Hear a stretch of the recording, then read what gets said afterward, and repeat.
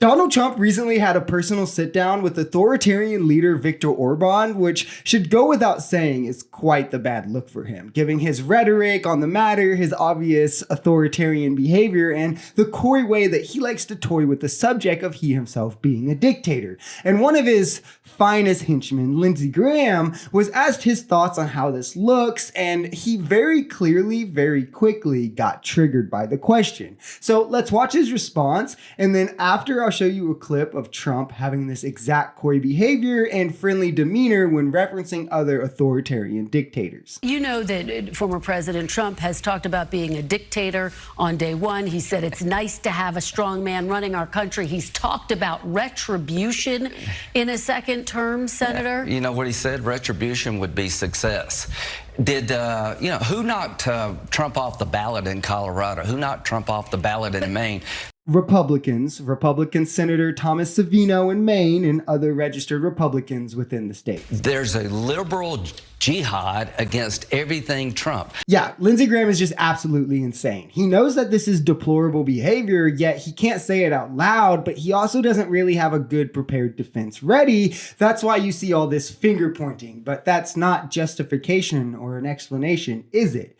I always go back to how this is kind of the equivalent of the little brother who gets caught stealing the cookie by mom, so he tells her every bad thing that big bro has gotten away with the last week so he can go down with him and, he'll look a little better in comparison. But that doesn't make stealing the cookie okay. And in this instance, that doesn't justify Trump's dangerous authoritarian language and coy behavior towards dictators.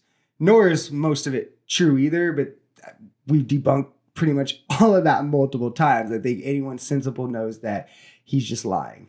Here is a clip, however, of Trump doing exactly this, that coy behavior, being friendly towards Viktor Orban, who he had come to one of his speeches, and they showed this to Lindsey prior to what we just watched. That's better, smarter, or a better leader than Viktor Orban. He's fantastic. As you know, the Prime Minister of Hungary, and does a great job. He's a non-controversial figure because he said this is the way it's going to be, and that's the end of it, right? He's the boss. And you have to keep in mind, this is something Republicans have long fantasized about, and Donald Trump kind of just came around and really embodied it and took the mantle going forward of just ruling with this iron fist and what you go says no matter what, because you're the leader and the leader knows best, which is authoritarianism. It's just easier to hide in America because we can spread it out throughout the branches of governments and hide it behind the faux appearance of democracy through elections when it's really heavily skewed by gerrymander, electoral colleges, and other metrics to always favor keeping conservatives in power, and thus our government always inherently more authoritarian.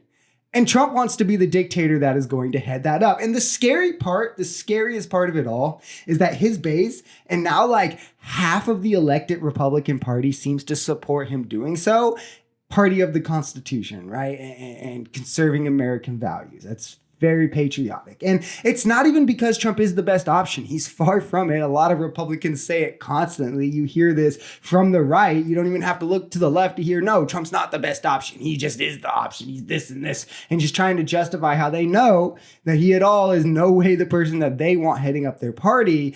But he's also someone who has done nothing that is beneficial to his voters and constituents, the U.S. citizens in any way. It's not beneficial, but because he makes the libs mad. He really owns the libs. They love that. And they'll vote in 4 more years of clinging to the identity that MAGA has given them, if not just for that, even if it hurts them or someone they may know, even if it leads to innocent migrants being harmed, even if it leads to spikes in hate crimes, even if it leads to economic catastrophe, they'll still vote this in because it's such a large part of what their defined identity is.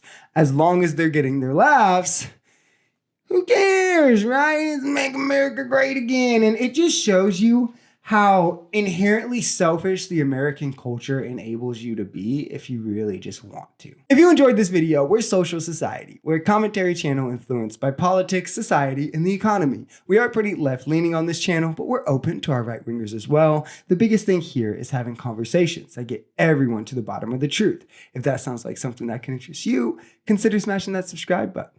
leaving us a like, or even commenting on this video. We even have memberships available as low as $3 if you'd like to support, because the only way we become a society is together.